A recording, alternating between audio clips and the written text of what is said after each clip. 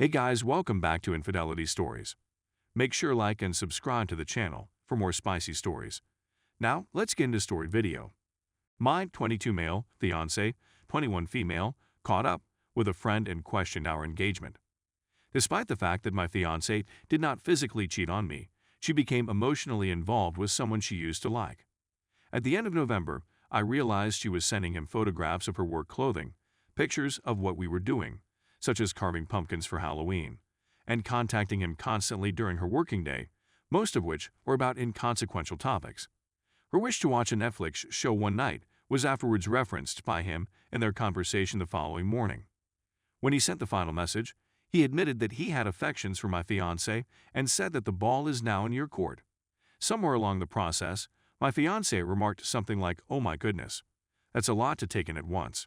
I need to figure out what I'm doing here, but we shouldn't communicate until I figure it out." She then took a snapshot of the chat and sent it to one of her closest friends. "Wait a minute, what are you going to do?" someone said. This isn't the first time she's sent him a text message. Last year, she was also catch up with him in terms of time. The woman said she loved him, but she was with me at the time and felt her feelings were wrong. I became acquainted with the writings. She turned off the notifications for his iMessage and Facebook interactions. I confronted her and assaulted her. She said that she was aware that she was doing something that would injure me, but she went ahead and did it anyway. I requested a return phone call and returned home to spend a week with my family. As a result of talking to others who urged me to quit since it wasn't the first time, I said, I have to give it one more chance and see what she does. And we've been trying to work things out ever since. Currently, I'm seeing a therapist, and she's doing the same. The idea of couples counseling appeals to us, but we need to figure out exactly what we want from it. We spoke about it again last night, and she said that she had never flirted with him, but she later admitted that she may have done so after I discovered it. I get the impression that I'm going around in circles with her. When I'm stressed out, I'm gnashing my teeth and finding it tough to forgive others. The fact that this wasn't the first time she'd slept with him had made her vow to herself that she'd never do it again. I'm concerned about our future, and she tells me on a regular basis that she loves me. However, I assume it is due to the fact that she was detained and almost lost track of me. Any suggestions would be much appreciated. I'm concerned that this would have led in physical cheating at some point in the future. Update 1. I logged into my ex-computer girlfriend's yesterday and uncovered a correspondence with her buddy from a year ago that I was completely ignorant of until yesterday. I was telling her about my dreams, bizarre flirty banter, and pop culture disputes that I thought I had gotten her involved in. Hindsight, it all lines up. She had a sensation that something was going on in 2019, although she wasn't sure what she was feeling at the moment. We were still dating at that point and not engaged. I also found out 4 weeks ago that she had decided to call it quits on our romance. Also, when she encountered a friend who had been in contact with someone who had copied, she breached the line of social distance that I had established. Opinions aside, she never told me and my family had a few high-risk people. We had a nice conversation last night. I informed her of my new findings and advised her that it was all over for her. She has to dig into her feelings for the other person more thoroughly, who looks half as good as me and is nowhere near financially stable. She gave her approval, and I got the ring in return. After many tears, I started negotiating the lease and the amount of money owed. She's a jerk because I or my family own 80% of our possessions, which she considers to be theft. She was driving my car and counting on me to bring her and me to our apartment building. Even with a roommate, she will have difficulties. I hope nothing bad happens to her, but she should have taken everything into consideration before casting doubt on our relationship. It is necessary for the time being that I remain in seclusion until I can return to my parents. It's a bizarre state of limbo. Although it is unpleasant, I can see the light at the end of the tunnel. The wonderful memories make me sad, but I know that if this didn't happen, she would express her feelings to other people if we did end up getting married. The good news is that I have a lovely supervisor who has encouraged me to take the next few days off. I also have amazing friends who have been supporting me during this difficult time.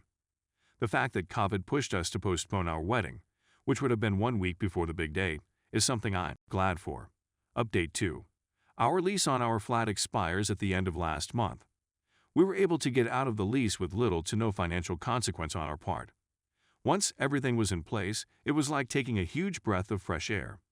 Even though she took most of our possessions and left the place in disarray, everything turned out well in the end. 90 days have passed since we last chatted with one another, only taking about lease updates and arranging pickups for personal belongings.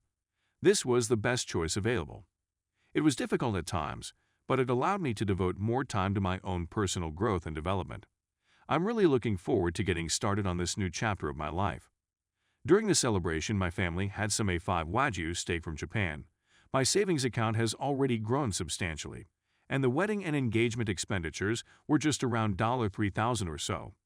After all, it's a little price to pay in the larger scheme of things, a lot cheaper than a divorce.